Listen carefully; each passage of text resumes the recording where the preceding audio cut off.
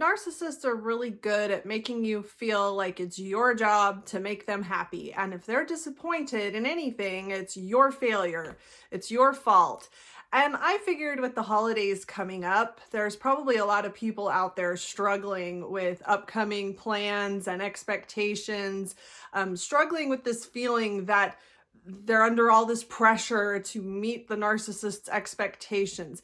Even if consciously you know it's not your job to make them happy, even if consciously you know that they're going to be disappointed no matter what you do, I know it's still really hard to let go of this fear and or obligation that they instill in us to not disappoint them. So I wanted to make today's video on that topic in hopes of helping anybody out there that might be struggling with this. Welcome to Looking Behind the Mirror, where we explore narcissism and take our lives back as we make sense out of nonsense. As a quick disclaimer, everything I say is based on my opinions and my personal experiences. I'm not a professional, and if you're really struggling, I encourage you to seek professional help.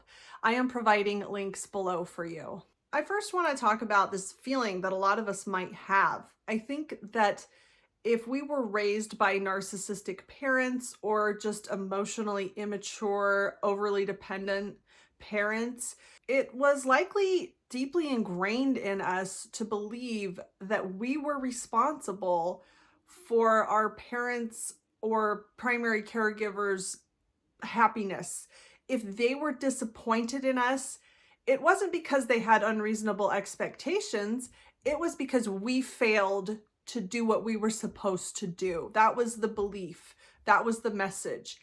And when we failed to be good enough for our parents or primary caregivers, this not only made us feel like we weren't good enough, like nothing we did could measure up, but it also came hand in hand with this terrifying fear of abandonment, or just not being cared for. I mean, these were the people that we relied on to teach us how to navigate the world.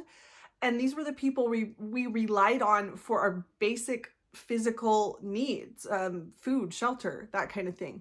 And our emotional needs on top of that. So as little children, many of us were taught that it's our job to meet the expectations of other people. That is our responsibility.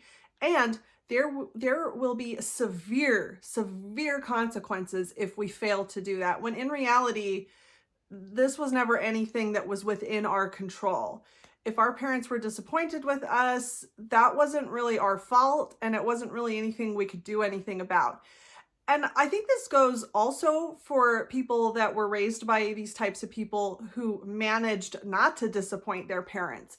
What if their parents were satisfied with their choices, like the clothing they wore, the grades they got in school, the hobbies they had, the friends they had, the jobs they got, whatever it was that the parent expected from the child. Even if you met those expectations, you were still ingrained with this belief, this message that the only reason that you're being cared for, the only reason that your basic necessities are being met is because you're meeting these expectations. So if you step out of line, if you do anything to disappoint your parents or your primary caregivers, you're going to lose all of that, even if you're managing to be, quote, good enough now. So for people that were ingrained with this way of thinking as children, when we grow up into adults, we can easily still carry this deep feeling of inappropriate responsibility and debilitating fear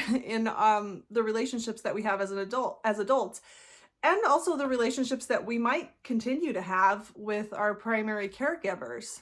Narcissists are very attracted to or find that relationships work best for them with people who have this ingrained belief that the narcissist's satisfaction in life, the narcissist's expectations, are your responsibility to meet, because narcissists don't want to take responsibility or accountability for their expectations, and narcissists have completely ridiculous, unrealistic, delusional expectations.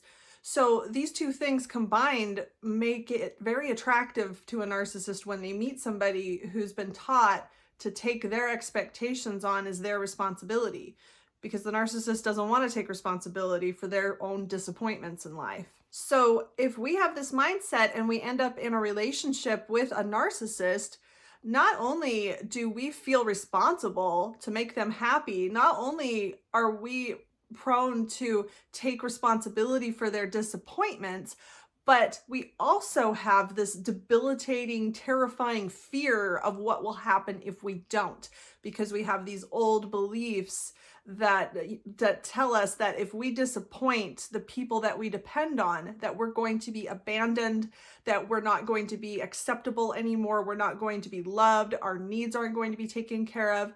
And so this can really keep us stuck in a relationship with a narcissist where we are constantly trying to make them happy, trying to be good enough, and experiencing a lot of pain and fear when they are disappointed. And this can make it very easy for a narcissist to manipulate us and convince us to do things we don't want to do because we feel like it's our responsibility, and we may be scared to death of what will happen if we don't do what they want. But where's the line between being in a relationship with someone and making sacrifices for them, giving of yourself in ways that you maybe don't really want to for their benefit in a healthy way, and doing things that you don't really want to do, doing things that you feel pressured to do in order to try to make a narcissist happy? It can be really hard to tell the difference, and we can spend years thinking that these are the same thing. We can spend years in a relationship with a narcissist completely losing ourselves, doing things we don't want to do, we're not comfortable doing, but telling ourselves that we're really just giving of ourselves because we love this person, sacrificing things because that's the right thing to do, never seeing that it doesn't go both ways, and that the person we're with doesn't sacrifice anything for us and never gives up anything for our sake. Now, I think there are several differences between those healthy little sacrifices that we make in a healthy relationship and what happens in a narcissistic relationship. The first big difference, I think, is the fear. When we're in a healthy relationship and we just want to do something nice that maybe we wouldn't otherwise want to do, we're doing it because we care about the other person. So let's say your partner really wants to go on a cruise. They love going on cruises, but you hate cruises. You don't like the water. You don't like the enclosed environment. You're afraid you're going to get sick. You hate cruises, but your partner absolutely loves them. Maybe you decide that you're going to go on a cruise, even though you really don't want to, for your partner's sake. And you genuinely, from your heart, just want to do this thing to make them happy.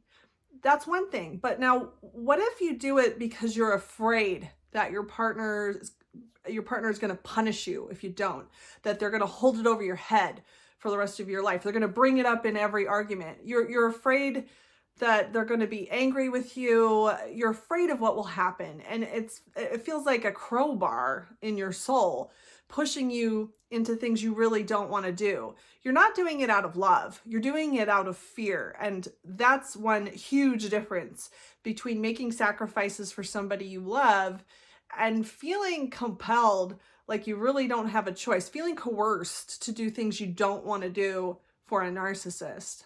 I think another difference is when you give of yourself to somebody in a healthy relationship and you do things that you maybe otherwise wouldn't really want to do, it usually gives you something in return. It adds to the relationship.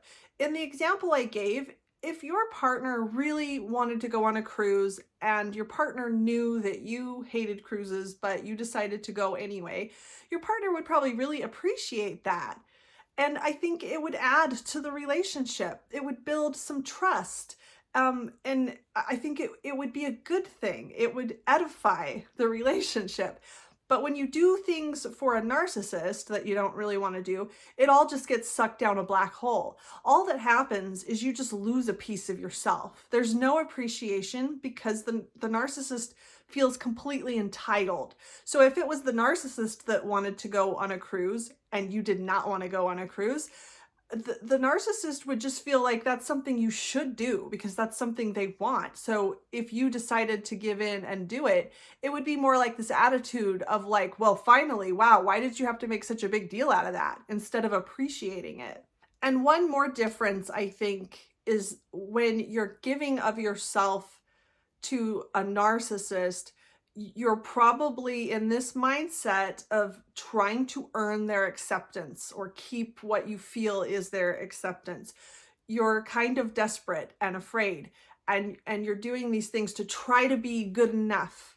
If you're in a healthy relationship and you do something you really don't care to do, you're not doing it in the hopes that maybe this will make your partner love you, or maybe this will be the thing that will convince them that you're good enough for them, because you're already secure in that belief. You already know that you're accepted and loved, and you are just deciding to give a little something up because you care, not because you're desperate to try to earn love and acceptance and avoid punishment. Now, let's talk a little bit about the narcissist's disappointments and how narcissists are in a chronic pathological state of disappointment. The narcissist is doomed to always be disappointed, maybe with little moments of feeling satisfied over certain things, but they are always going to come back around to feeling very disappointed, because this is just part of their pathology. Because they can't stop to really look inward and really understand what it is that they want out of life, because they're too afraid to really look at themselves and to really come to an understanding of what it is they actually expect and want out of life.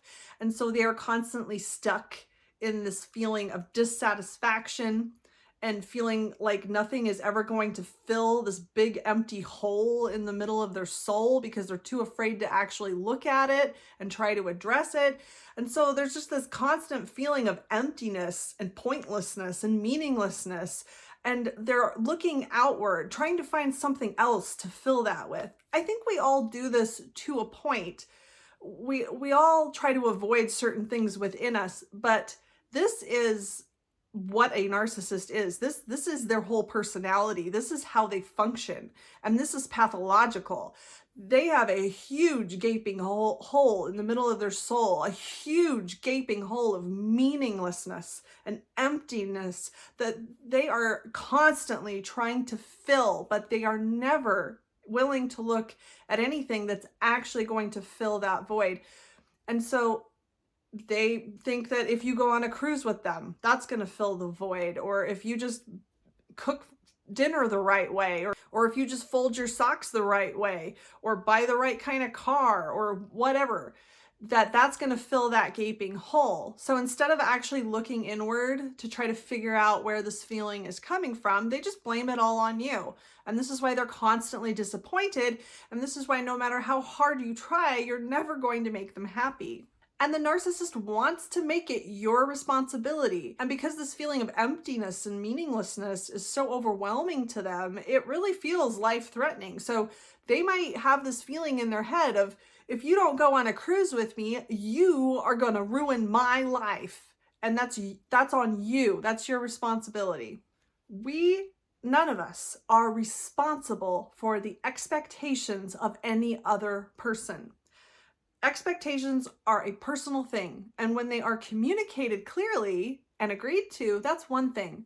But narcissists don't even know what their expectations are. They can't even articulate them. And their expectations are not our responsibility to meet. No one's expectations are our responsibility to meet unless they are clearly communicated and agreed to. But a narcissist will always try to convince you that their expectations are your responsibility because they really believe that they are. Narcissists have no emotional boundaries. These feelings of listlessness and emptiness and meaninglessness are feelings that they don't know how to sit in. They don't know how to really recognize these feelings. And so they imagine that you're the one causing these feelings. And they really believe that because they don't most of them don't have the courage or the willingness to really look at where these feelings are coming from, and it's just so much easier to blame them on you. So they really believe that these horrible feelings that they're constantly dealing with are because you won't go on a cruise with them, or you're not cleaning the bathroom the right way, or you won't go visit this one person for the holidays, or whatever it is that you've done that's disappointed them, that's not good enough. They really tell themselves that these are the reasons that they have these horrible feelings that they're constantly dealing with. And this comes down to what I'm always saying, that narcissists don't want to take accountability or responsibility for anything. A narcissist's worst nightmare is accountability, and that includes for their own feelings. Another thing that exacerbates all this is that a narcissist doesn't recognize your autonomy. They don't respect you as an individual person. So if they want to go on a cruise and you hate cruises, your hatred for cruises, even if this is because maybe you have a debilitating phobia of water, or maybe maybe you went on a cruise once and you got like a horrible illness from doing it, or you had a really traumatizing experience. Maybe you have a very valid reason that you don't like going on cruises. That doesn't matter to the narcissist. To a narcissist, all that is a roadblock that is just there to bother them, because your job, the whole reason you exist, is to serve them, to serve their needs. And if there's any kind of phobia you have, or preference you have, or opinion you have that makes life inconvenient for them, then the whole reason that you have that issue, or whatever it is to bother them and make their life difficult. They don't recognize your autonomy. Your autonomy is just annoying to them. And so, of course, if you don't want to go on a cruise, they're not going to respect the reasons why. They're not even going to want to hear about it, because everything's all about them.